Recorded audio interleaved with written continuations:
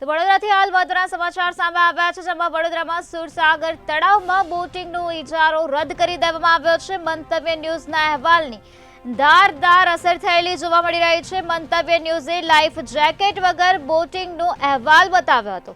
અસરકારક અહેવાલને પગલે વડોદરા મહાનગરપાલિકાએ આ પ્રકારનો નિર્ણય લીધો છે. મ્યુનિસિપલ કમિશનરે બોટિંગ ઇજારો રદ કરવાનો હુકમ કર્યો છે.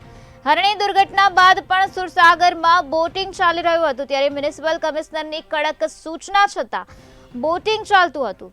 ત્યારે હાઇડ્રો ડાયવર્સ કંપની પાસે હતો બોટિંગનો ઇજારો. મ્યુનિસિપલ કમિશનરે તાત્કાલિક અસરથી બોટિંગ કોન્ટ્રાક્ટ રદ કરી દીધો છે. તો મંતવ્ય ન્યૂઝના અહેવાલની ધારદાર અસર જોવા મળી રહી છે. મંતવ્ય ન્યૂઝે લાઈફ જેકેટ વગર બોટિંગનો અહેવાલ બતાવ્યો હતો, ત્યારે અસરકારક અહેવાલને પગલે વડોદરા મહાનગરપાલિકાએ આ પ્રકારનો મહત્વનો નિર્ણય લઈ લીધો છે, જેમાં વડોદરા સુરસાગર તળાવમાં બોટિંગનો ઇજારો રદ કરી દેવામાં આવ્યો છે. મ્યુનિસિપલ કમિશનરે બોટિંગ ઇજારો રદ કરવાનો હુકમ કરી દીધો છે. તો હરણી દુર્ઘટના બાદ પણ સુરસાગરમાં બોટિંગ ચાલતું હતું, ત્યારે મ્યુનિસિપલ કમિશનરની કડક સૂચના તેમ છતાં આ પ્રકારની બોટિંગ ચાલુ રાખવામાં આવી હતી. ત્યારે હાઇડ્રો ડ્રાઈવર્સ કંપની પાસે બોટિંગનો ઇજારો હતો. મ્યુનિસિપલ કમિશનરે તાત્કાલિક અસરથી બોટિંગ કોન્ટ્રાક્ટને રદ કરાયો છે. મંતવ્ય ન્યૂઝના અહેવાલની અસર જોવા મળી રહી છે.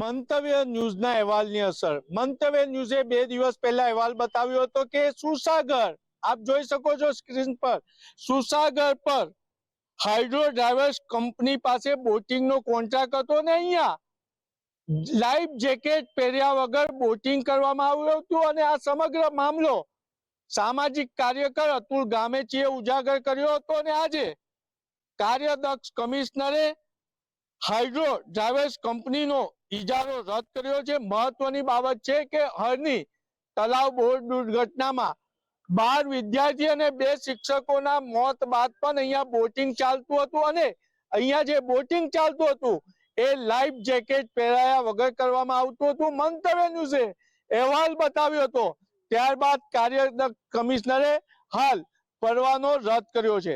આપણી સાથે વાત કરવા સામાજિક કાર્યકર અતુલ ગામેચી છે, આપણે એમને પૂછીશું. શું કહો છો અતુલભાઈ, મંતવ્ય ન્યૂઝના અહેવાલની અસર, કાર્યદક્ષ કમિશનરે પરવાનો રદ કર્યો છે? ખૂબ જ જરૂરી હતું અને મંતવ્ય ન્યૂઝ જે બતાવ્યા દર્શકે જોયું. મ્યુનિસિપલ કમિશનરે આજે એમના કરાર મુજબ 4, 10 અને 14ના જે ઠરાવ હતો, કરાર હતો, એ નિયમ મુજબ કોઈ ફાયર એનઓસી નથી, સાથે પેન્ડલ બોટ, ઇલેક્ટ્રિક જે પણ બોટો છે એની એનઓસી રજૂ નથી કરી. બીજું જોવા જઈએ તો જે તે દિવસે આપણે જોયા હતા ત્યારે એ લોકોએ કોઈ પણ લાઈફ જેકેટ પહેર્યા નતા. આ તમામને ધ્યાનમાં રાખીને વડોદરા શહેરના મ્યુનિસિપલ કમિશનર સાહેબે આનો પરવાનગો હંમેશા માટે રદ કર્યો છે. ખૂબ સારી બાબત છે. હજુ પણ ઘણી જગ્યાએ જો આવું કંઈક ચાલતું હોય એ લોકો ચેતી જાવ, કારણ કે જે બાળકો 12 બાળકો અને 2 શિક્ષકો મૃત્યુ પામ્યા છે. સાવચેતી, સલામતી સૌએ ધ્યાન રાખવાનું છે.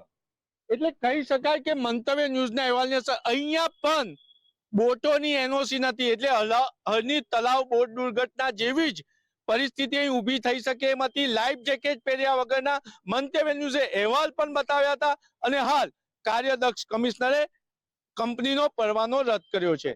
કેમેરામેન કેતન સિંધે સાથે નિલેશ બ્રહ્મભટ્ટ, મંતવ્ય ન્યૂઝ, વડોદરા.